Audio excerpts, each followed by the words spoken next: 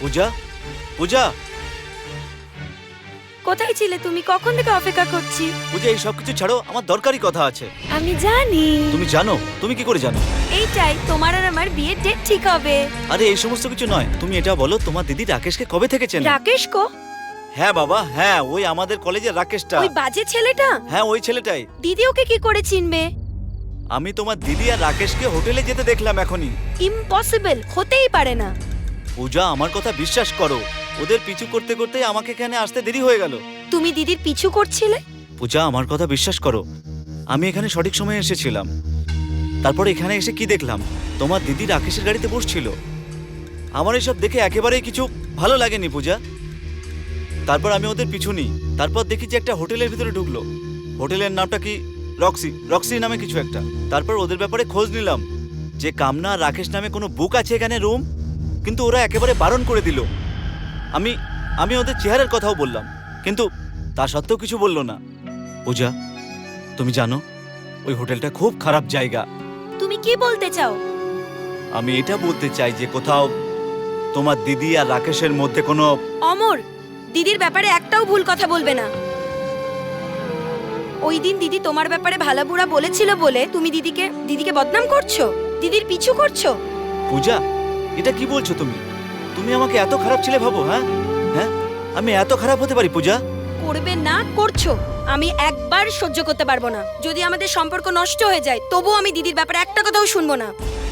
Puja, I love you পূজা। তোমার মাথায় হাত রেখে আমি কিরা কাটছি। আমি যা কিছু বলেছি সব সত্যি। তোমার দিদির ব্যাপারে কোনো খারাপ কথা আমি বলতে চাই না পূজা।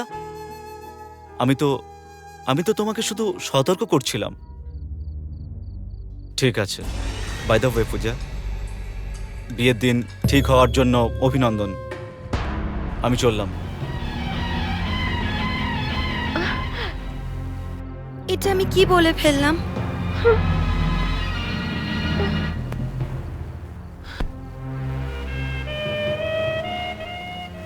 মন তো চাইছে।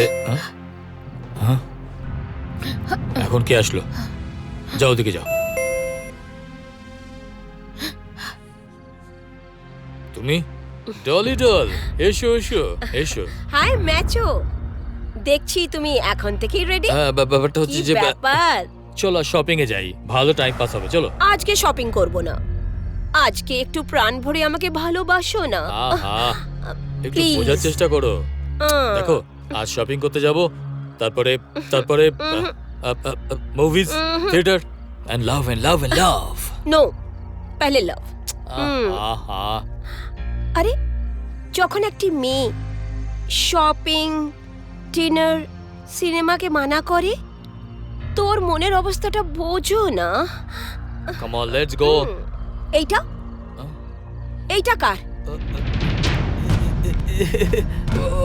এটা নেহার পরের কিস্তি দিতে এসেছিল, ঘাবড়িয়ে ফেলে গেছে হয়তো। আরে ওর সাথে তো কালই দেখা হয়েছিল।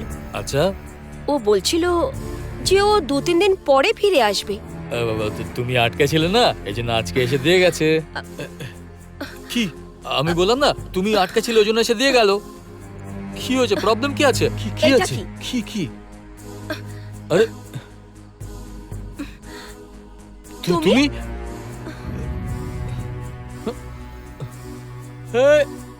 আচ্ছা, তো এখানে এইসব চলছিল। দেখো ডার্লিং, আমি যেটা বলছিলাম, শাট আপ। তোমাকে আমি এইসব এই জন্য করতে দিয়েছিলাম কেন কি মেয়েদের ব্ল্যাকমেল করার জন্য এইসব দরকার পড়ে। আর আজকে তুমি আমাকেই ব্লাফ করলে। ডার্লিং, আমি কোনো ব্লাফ করিনি সুইট হার্ট। Shut up. তুমি এর ফটো তো নিজের পার্টনারের সাথে ক্লিক করেছিলে না? তবে আজকে ও এখানে কি করছিল? আজকে তুমি ওর কোন ফটো ক্লিক করছিলে? আসলে হয়েছে কি, you try to believe me, ও বিকৃত মহিলা, শি ইজ ওভারসেক্সড ওম্যান। ও কি করেছে জানো? বিলিভ মি, সে কি করলো, সে নিজের কাপড় খুলে দিল আর আমাকে জোর করলো যাতে আমি সাথে সেক্স করি। তাহলে ও চিৎকার করে বলবে যে আমি ওকে রেপ করেছি। এখন তুমি বলো আমি কি করতাম? লায়ার। ওর ফটো তোমার কাছে আছে আর ও তোমাকে ব্ল্যাকমেল করবে? ডার্লিং, আমি তোমাকে কোনো ব্লাফ করিনি। লুক, তোমার জন্যে আমি সব কিছু করেছি, ভালো খারাপ, উল্টো পাল্টা। এই জন্যে কেননা আমি তোমাকে ভালোবাসি। আর যদি তুমি আমার ভালোবাসাকে ধোকা দাও না, তো আমি তোমাকে কখনো ছাড়বো না।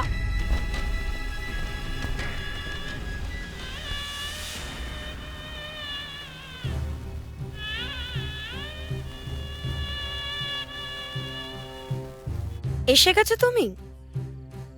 পূজা, তুই এখনো ঘুমোসনি? যখন বড় দিদি এত রেত করে বাড়িতে ঢোকে তখন ছোট বোন ঘুমোবে কি করে? কোথায় গেছিলে তুমি? আমি শপিং করতে গেছিলাম। তোর বিয়ে তোড়জোড় করতে হবে না? আচ্ছা, তো করে এসছো শপিং? জিনিসপত্র কোথায়? ও শুধু অর্ডার দিয়েছে, আমি ডেলিভারি কালকের মধ্যে পেয়ে যাব। ওকে, কোন শপিং সেন্টারে গিয়েছিলে আর কার সাথে গিয়েছিলে? পূজা, এ তুই সিআইডির মতন প্রশ্ন করছিস কেন? এটা আমার প্রশ্নের উত্তর নয় দিদি। তুমি কার সাথে ছিলে? কারোর সাথে নয়, আমি তো একা ছিলাম। কিন্তু তুমি একটা ছেলের সাথে গাড়ি করে কোথায় গেছিলে? তোকে কে বললো? যেই বলুক না কেন, এটা সত্যি কি না? এটা একদম মিথ্যে কথা। না, তুমি মিথ্যে বলছো। পূজা, ভদ্রভাবে কথা বলো। তুমি রাকেশকে কিভাবে আর কবে থেকে জানো? কে রাকেশ? বাহ, তুমি ওর সাথে রক্সি হোটেল গিয়েছিলে আর তুমি জিজ্ঞেস করছো কে রাকেশ? তোর বুঝতে ভুল হচ্ছে। না, একদমই না, এটা তোমার ভুল। আর এটাই সত্যি, তুমি রাকেশের সাথে দেখা করে এসেছো। সত্যি আমার কাছে কেন লুকোচ্ছ? আমি রাকেশকে চিনি, ও আমারই কলেজে পড়ে, 1 নম্বরের আবারা বদমাশ ছেলে। ওর সাথে চেনা চেনা কেউই বদনামির থেকে বাঁচতে পারবে না, আর তুমিও নয়। এখন আমি বুঝতে পারছি যে ওই দিন তুমি আমায় কেন এত বকছিলে যখন আমি অমরের সাথে ছিলাম। এর থেকে পরিষ্কার হয় তুমি অন্যের রাগ আমার ওপর দিচ্ছিলে। অনেক হয়েছে, অনেকক্ষণ ধরে আমি তোর বাজে কথা শুনছি। এই বাজে কথা যদি জামাইবাবুর কান অব্দি যায় তাহলে কি হবে ভাবো দিদি। পূজা, কি হবে? আমাকে ধমকাচ্ছিস? ও একবার তোকে গোয়েন্দা বলে দিয়েছে, তুই আমার উপর গোয়েন্দাগিরি করছিস? আমি কোনো জাসুসি করিনি দিদি। সত্যি যদি সামনে থাকে তাহলে সেটা দেখতে হয়। তুমি নিশ্চিন্ত থাকো দিদি, জামাইবাবু অব্দি এই কথা পৌঁছবে না। আর একটা রিকোয়েস্ট আছে দিদি, রাকেশের সাথে কোনো যোগাযোগ রেখো না দিদি, না হলে এমন আগুন লাগবে যে আমরা সবাই জ্বলে পুড়ে ছাই হয়ে যাব, ছাই হয়ে যাব।